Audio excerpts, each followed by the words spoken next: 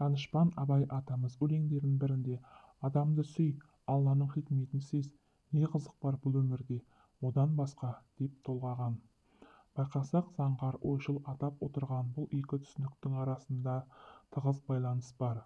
Сондықтан адамды ең алдымен Алланың мың сан хикметінің айқын айғағы болған үшін жақсы көруіміз керек.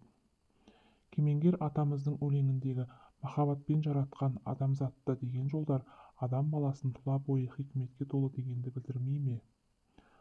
Жаратушы иеміз қасиетті Құранда анығында адам баласын ардақты еттік деген аят келтірген.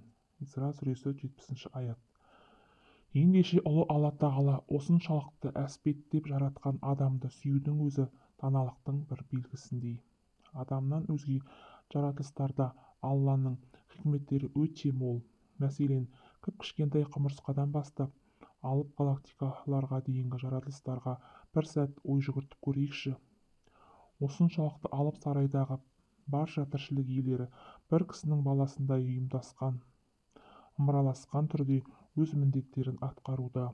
Олардың қай-қайсына назар аударсақ та, сөзсіз Алланың құдіретіне таң қалдырамыз хақ. Бір ағаштың тырнақтай дәннен өсіп шығуынан бастап бұтақ жаруы, жапырақ жаюы, жеміс беруі Алланың шеберлігінің паш етіп тұрған шындықтары. Хайуанаттар әлемінен де жаратушы иеміздің ғажайып кереметтерін аңғаруға болады. Олардың сыртқы бітіміндегі бір-біріне ұқсамайтын үйлесімді сұлулықтары бір бөлек.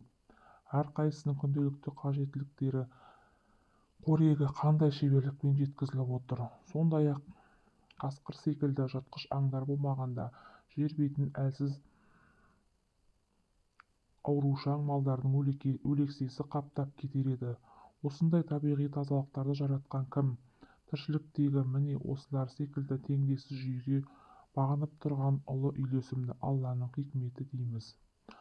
Алла дүниеде ешбір нәрсені бекер жаратпаған. Адам баласы өз жаратылысына қарап Алланың ұлы хикметтерін көре алады. Себебі адам бүкіл жаратылыстың шағын бір макеті іспеттес. Түптеп келгенде көзі бір әлем, құлағы бір әлем, бауыр, бүйрек, өкпесі өзінше бір әлем. Олар да ынтымақтаса отырып өз міндеттерін атқаруда. Мысалы, адам денесінің бір мүшесі жарақаттанса, сол жерге зиянды микробтар жиналады. Сөйтіп бүкіл денеге қауіп төнеді. Сол кезде бойдағы клеткалар жиналып, әлгі қауіпті жердің айналасына берік қамал тұрғызады. Тосқауылда жолыққан микробтар тұрған жерінен жылжи алмай қоршауылданып, жараға айналып, ақыры денеден ажыратылады. Ағзадағы осындай тас түйін бірлікте Алланың анық хикметі емес пе? Кісіге берілген осы секілді көптеген сырлы сыйларға қарап Алланың құдіретіне бас иеміз. Сөйтіп Алланың жаратқаны ғой деп адамды сүйеміз. Иә, кейде әлдекім бізге ұнамауы мүмкін. Біреудің сөзі біреуге, біреудің қылығы, енді біреудің мінез-құлқы жақпай қалады. Ашуланшақтық, өтірік айту, қызғаншақтық, өсекке бейімдік, атақұмарлық секілді қасиеттерге бола кейбіреулерінен жерініп жатамыз. Бірақ кісінің мінезін жек көрсек те өзінен безу дұрыс емес. Кез келген адамға қарап көріңізші, Алла оны қандай әдемі жаратқан. Көзі көреді, құлағы естиді, тілі сөйлейді, саусақтары икемді. Сондай санай берсек өте көп. Адам баласының тек осындай ардақты жаратылыс болғанның өзі сүюге, құрметтеуге әбден лайық. Ғалымдардың пікірінше махаббаттың 3 түрі болатынын көрінеді. Ләззат үшін жақсы көру. Ер мен әйел арасындағы сүйіспеншілік осыған жатады. Пайда үшін жақсы көру. Әркімнің өзіне пайда келтіретін нәрселерді жақсы көруі. Бір нәрсенің шын артықшылығын мойындап жақсы көру. Мысалы, біреуді ғылым, ілімі үшін құрметтеу. Адамды сүю мәселесіне тағы бір қырынан келер болсақ, мұсылман қауымы ең алдымен ардақты пайғамбарымызды, оның әулетін, саңлақ сахабаларын ардақтау керек. Шариғаттың да адамшылықтың да талабы осы. Бұл махаббат адамның иманына да әсер етеді. Ал Алланың адамға деген махаббатын қалай байқаймыз?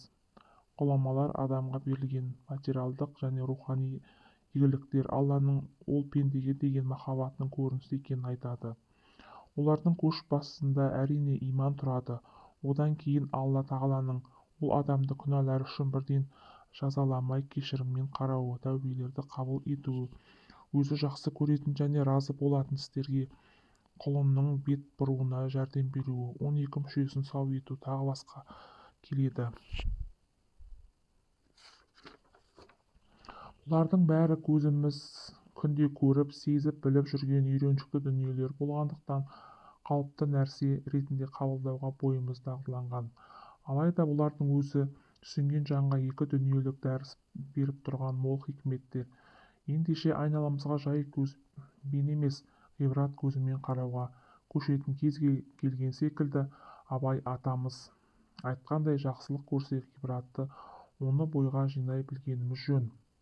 Бір хадисте былай делінген: егер Алла бір құлын жақсы көрсе, Жәбірейіл періштеге былай дейді: расында Алла пәлен құлды жақсы көреді, сен де оны жақсы көр.